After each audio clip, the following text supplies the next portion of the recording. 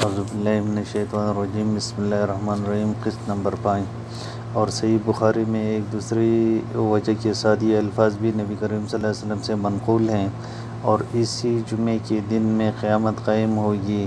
اور امام احمد فرماتے ہیں کہ حضرت ابو ہریرہ رضی اللہ تعالیٰ عنہ سے مروی ہیں کہ رسول اللہ صلی اللہ علیہ وسلم نے فرمایا، بہترین دن جس میں سورج طلوع ہوتا ہے وہ جمعے کا دن ہے۔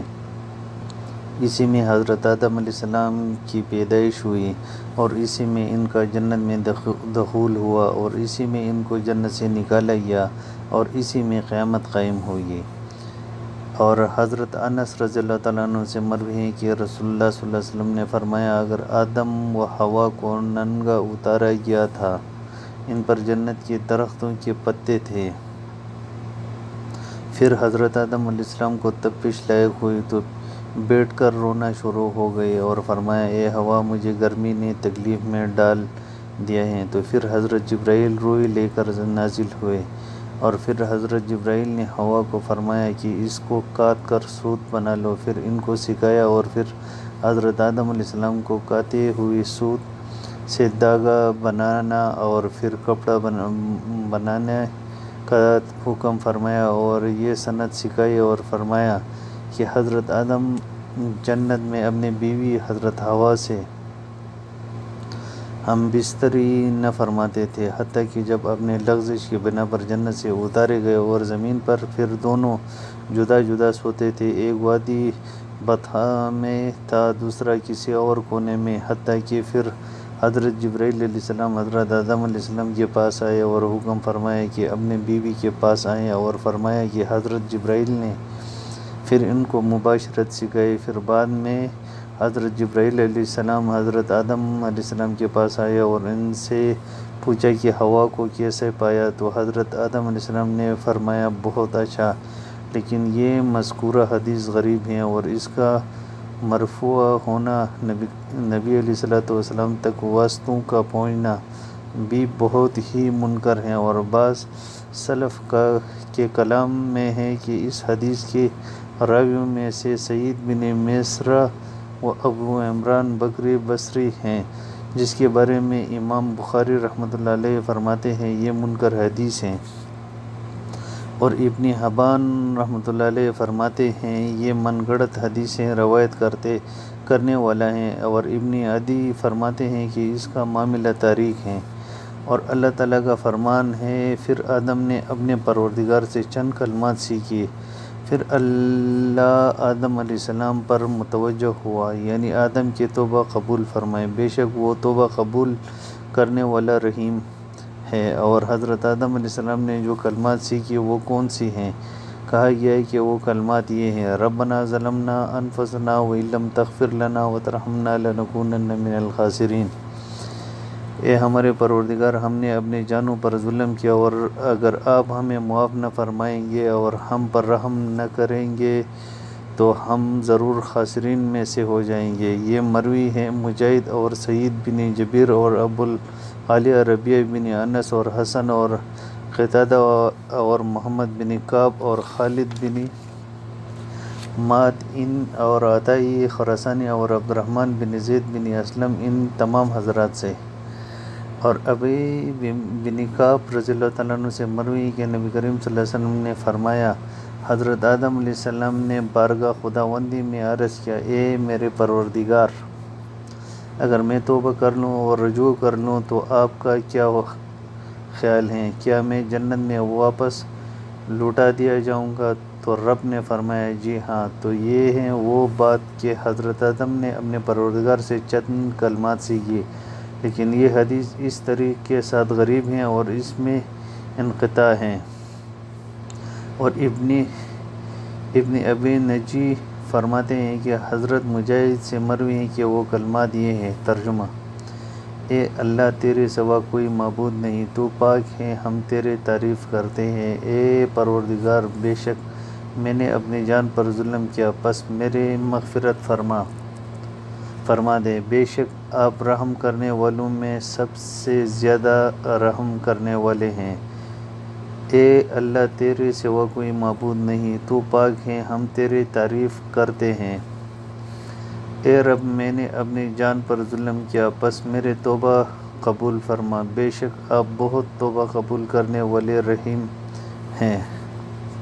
اور امام حاکم نے اپنے مستدرک میں سعید بن جبیر کے طریق سے حضرت عباس رضی اللہ تعالیٰ عنہ سے نقل فرمایا ہے کہ وہ کلمات جو آدم علیہ السلام نے اپنے پروردگار سے سیکھے وہ یہ ہیں۔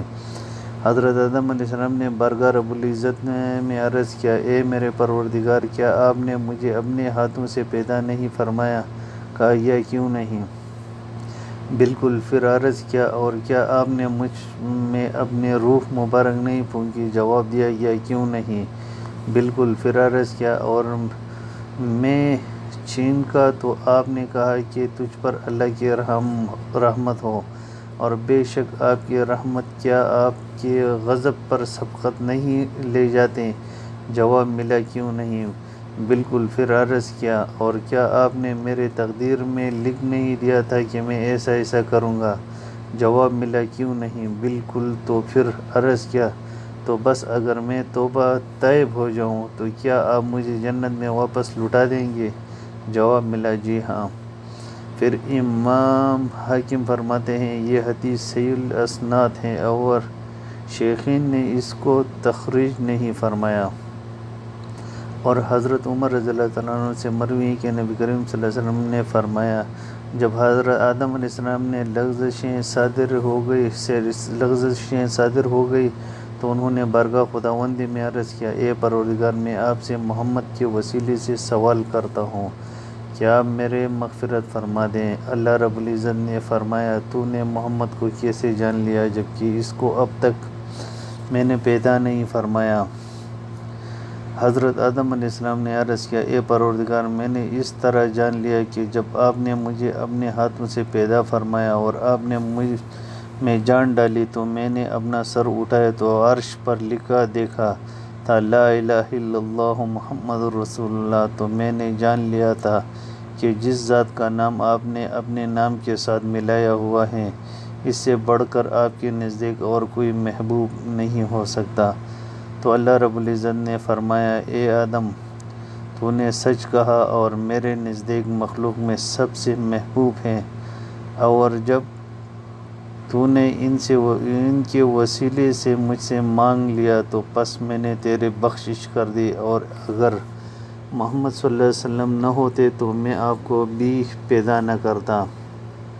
اور یہ واقعہ اس آیات کے مضمون پر دلالت کرتا ہے۔ اور آدم علیہ السلام سے اپنے رب کی لغزش صادر ہو گئی اور وہ بہک گئے، پھر اس کے پروردگار نے ان کو نوازا تو ان پر اپنے مہربانی کے ساتھ متوجہ ہوا اور ان کو سیدھی راہ بتلائی۔ دوستوں، اس کے بعد شروع ہوتے ہیں حضرت آدم علیہ السلام و موسیٰ علیہ السلام کا مناظرہ۔ اس کی چند سطور میں آپ لوگوں کی گوش گزار کرنا چاہوں گا، اس کے بعد ہم بڑھیں گے انشاءاللہ اگلی قسم میں۔ حضرت آدم و موسیٰ علیہ السلام کا مناظرہ۔ حضرت ابو ہریرہ رضی اللہ تعالیٰ عنہ حضور نبی کریم صلی اللہ علیہ وسلم سے نقل کرتے ہیں کہ حضرت موسیٰ حضرت آدم سے ہم کلام ہوئے اور فرمایا، آپ ہی ہیں وہ جن کے لغزش کے بنا پر انسانوں کو جنت سے نکالا گیا اور آپ نے ان کو اس نصیب سے محروم کر دیا۔ پھر حضرت آدم علیہ السلام نے حضرت موسیٰ کو فرمایا، آپ وہ عظیم شخصیت ہیں جن کو اللہ تعالیٰ نے اپنی رسالت اور اپنے ساتھ ہم کلامی کے لیے منتخب فرمایا، اتنی مرتبت کے باوجود آپ مجھے ملامت کرتے ہیں اس بات پر جس کو اللہ تعالیٰ نے میرے پیدائش سے پہلے میرے قسمت میں لکھ دیا تھا۔ حضور صلی اللہ علیہ وسلم نے فرمایا تو حضرت آدم علیہ السلام موسیٰ پر غالب آ گئے۔ جاری ہیں انشاءاللہ اگلے چند اقساط انشاءاللہ حضرت موسیٰ علیہ السلام اور حضرت آدم علیہ السلام کے مناظرے پر ہیں۔ اور دوستوں، آپ لوگوں سے التماس ہے کہ اگر اب تک آپ لوگوں نے ہمارے چینل کو سبسکرائب نہیں کیا ہے تو برائے مہربانی چینل کو سبسکرائب کریں، لائک کریں اور بیل آئیکن کو پریس کریں تاکہ ہر آنے والی آڈیو آپ لوگوں کو بآسانی مل سکے۔ جزاک اللہ خیر۔